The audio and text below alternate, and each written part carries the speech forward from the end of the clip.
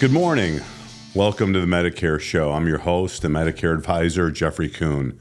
Today is Election Day, Tuesday, November 5th in 2024. And I think for a lot of people, it's a very polarizing day.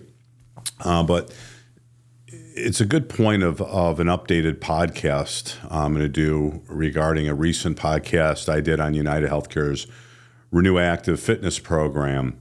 And I think it reminded me of a phone call I received. It was a voicemail message that was left from somebody, I believe it was in California, that called regarding the podcast, and they had checked and called up United Healthcare and mentioned that the gyms that they had were not going to be discontinued as a premium gym. And it was interesting. And when I have podcasts, I usually speak general terms. In most places it applies because with any Medicare plan, it's regional. It tends to be at most statewide, but usually it's a division of counties or single county plans. And it made me stop and think, and I love constructive criticism. I love people that listen and challenge things, and that's the way that things should be in this country, is to be able to have a very cordial conversation, which seems to be impossible when it comes to politics, which I'm not going to get into. I feel anytime I've seen people try to discuss both sides, it's just an ugly, very polarizing, very divisive conversation. But I did have a caller call in, and I want to thank that person because I thought it was enough that I will do a podcast and tell people that as far as the fitness goes, and I really wanted to help you understand, there's so much information out there. To put it all in one podcast is very difficult. So I'll call this kind of an amendment, a correction to that prior podcast.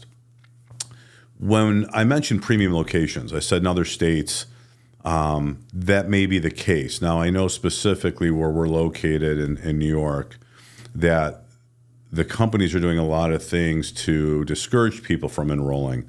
They want to decrease plan utilization. They do that in a number of ways. For example, one of the carriers is no longer accepting electronic enrollments for clients for PPO plans, but they are from HMOs. You got to send a paper application in. Makes it a little bit more inconvenient. Specifically, they've taken Rochester, New York, and they have said that we're not going to cover premium gyms, but we're going to do it outside of there in other counties like Buffalo, Syracuse, I should say other cities, where they're not going to decrease that benefit. And they're trying to squeeze people out of those plans and decrease utilization and essentially make them less competitive, make them more problematic to enroll in. And it is fairly effective because when people are shopping and they're looking around, what's important to them, right? So these companies know, here's what people are using. We're going to make our plans less competitive and try to drop utilization of those plans down. Now, when it comes to the fitness memberships, again, that's by location. We know very well that that's being utilized as a tool by the insurance companies, some of those ancillary benefits to control enrollment. Not true in all locations. In the case of United, I'd mentioned it. You want to go onto the website to Renew Active, and you want to look at what gyms are available in your area because it varies area to area. Usually calling in is not always the best avenue to get information because if you've called an insurance company, you don't know who you're getting on the phone. I've personally called about the same thing 3 times and got 3 different answers from 3 different people. So take it with a grain of salt.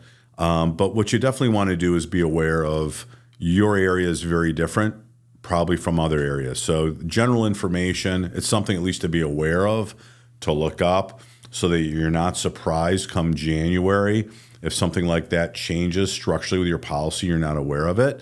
So you want to pay attention to the mail and you want to look up, again, these ancillary benefits, your gym, the things that you're using, are those going to stay the same next year?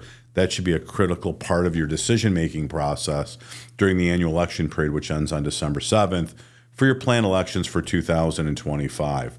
So I hope you all have gotten out there to vote today, or by the time you see this, you had voted. and hopefully that information is helpful. But I want to clarify that other podcast. If some of you find that to be misleading in any way, shape, or form, I apologize. Not meant to be. It's for general information.